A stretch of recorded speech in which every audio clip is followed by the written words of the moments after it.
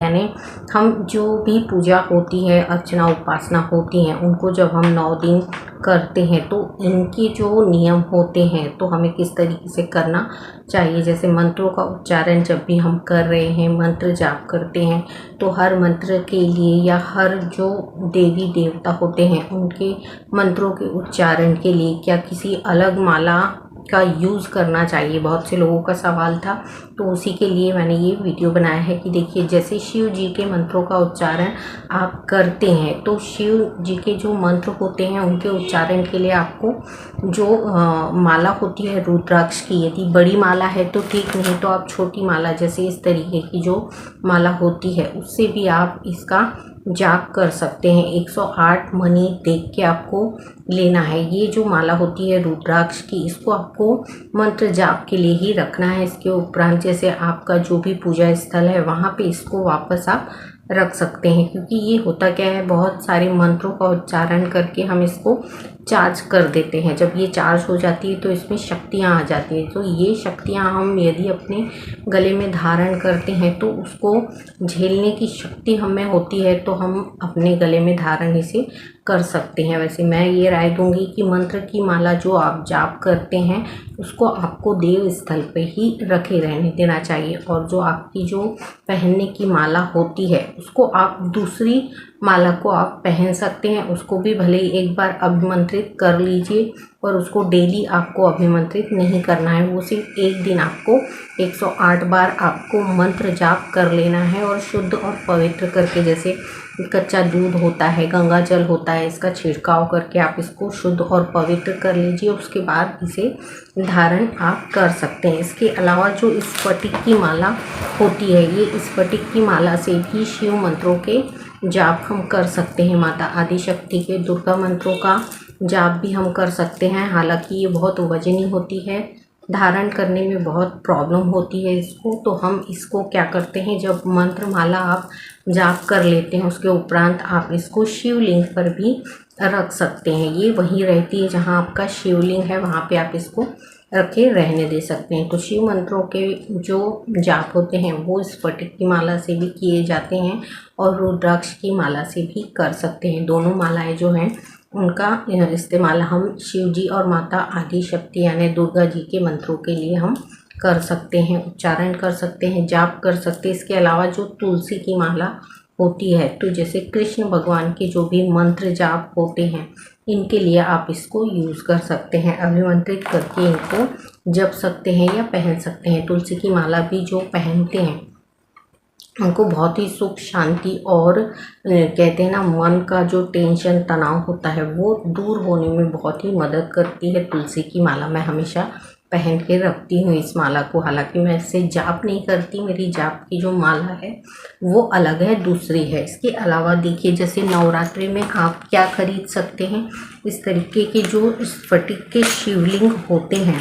ये देखिए, स्फटिक के शिवलिंग जो होते हैं ये इतने छोटे से आते हैं। ये ऐसे शिवलिंग होते हैं जिनकी ज़्यादा पूजा अर्चना आपको उपासना नहीं करनी पड़ती। ये स्फटिक के जो शिवलिंग होते हैं इसको आप अभिमंत्रित करके, जैसे एक माला जाप कर लिया आपने शिव मंत्रों की, उसके उपरांत आप इसको क्या कर सकते हैं, अपनी अलमारी जो है वहाँ पे आप रख सकते हैं। इनको पूजा अर्चना करने की ज़रूरत नहीं। जब भी आप पूजा कर रहे हैं इनको एक अगरबत्ती आपको दिखाना होती है, ये आपके लॉकर में रहते हैं। इनके लिए एक आपको छोटी सी जो है पीतल की प्लेट ले लेना है, और इनको वहाँ पे ही इनको पूजा अर्चना उपासना इनको करना है। जब कभी आपको ऐसा लगता है कि इनको निकाल के हमें साफ़ स्वच्छ करना है, पवित्र करना है, तो आप एक दिन सोमवार के दिन इन्हें साफ स्वच्छ स्नान आदि अभिषेक करा सकते हैं। इनको रोज़ के स्नान आदि की आवश्यकता नहीं होती है। जैसे अभिषेक जो हम करते हैं शिवलिंग का, तो हमें जो अलग शिवलिंग होते हैं, अलग अलग तरीके के शिवलिंग हैं जो उनकी रोज़ उनको क्या करना पड़ता है, स्नान कराना पड़ता है, अभिषेक करना होता है, पूजा अर्चना उपासना करनी होती है। पर ये जो पारद के शिवलिंग होते हैं ना, इनको रोज़ के जो अभिषेक होते हैं उनको करने की आवश्यकता नहीं होती, इसलिए आप इसको घर में रख सकते हैं, पूजा स्थल में भी रख सकते हैं। आप चाहे तो अपने लॉकर में अभिमंत्रित करके इसे रख सकते हैं। बहुत ही पॉजिटिव रिजल्ट इसके आते हैं। तो इन चीज़ों को आप नवरात्रि में खरीदिए। जैसे स्फटिक की माला है और आपकी जो रुद्राक्ष की माला है, इनको जाप करने के लिए आप नवरात्रि में खरीद सकते हैं। बहुत ही शुभ दिन होता है, तो नवरात्रि में इन चीज़ों को खरीदिए। देखिए इस तरीके से यहाँ पे चांदी की बेलपत्र जो है वो भी आपको मिल जाती है। ये चांदी की बेलपत्र आप क्या करिए, ये स्फटिक के जो शिवलिंग है इनके ऊपर आपको चढ़ा के रख देना है लॉकर में। तो ये क्या करते हैं, जैसे आपकी जो भी मनोकामनाएं हैं उनको बोलते हुए आपको चढ़ा देना है एक चांदी की बेलपत्र। इसके अलावा जैसे आप मन्नत को बोल रहे हैं तो ये चांदी की जितनी भी 108 बेलपत्र होती हैं ये आपको चांदी की बनवा के फिर शिवालय में दान करना होती है। बड़ी से बड़ी यदि मनोकामनाएं आपकी नहीं पूरी हो रही हैं तो इनको कबूल कर सकते हैं आप। ये नवरात्रि में बहुत जल्दी कबूल हो जाती हैं। और ये चांदी की जो बेलपत्र होती है इनको आप बनवा के शिवालय में दान कर सकते हैं। तो बहुत अच्छे होती हैं ये सारी चीज़ें जब हम करते हैं। तो जैसे मैंने आपको मालाएं बताई कि अलग अलग तरीके की मालाएं जो होती हैं अलग अलग मंत्रों को सिद्ध करती हैं। तो जैसे शिवलिंग के लिए यदि आप ये सारी चीज़ें ले रहे हैं तो रुद्राक्ष की माला को लेके आप जो मंत्र हैं उनका उच्चारण कर सकते हैं। शिव जी के मंत्रों का उच्चारण, माता दुर्गा जी के मंत्रों का उच्चारण आप रुद्राक्ष की माला या फिर स्फटिक की माला से भी कर सकते हैं। ये 2 मालाएं जो है वो मैंने मेन बताई। आप जो नवरात्रि है इसमें आपको मंत्र उच्चारण के लिए ये यूज़ करना चाहिए। जो भी मंत्र आप बोल रहे हैं, चाहे तो शिव जी का हो, माता आदि शक्ति का हो, कोई भी मंत्र आप बोलेंगे तो इन माला से जाप कर सकते हैं। बहुत ही शुद्ध और पवित्र होती हैं ये।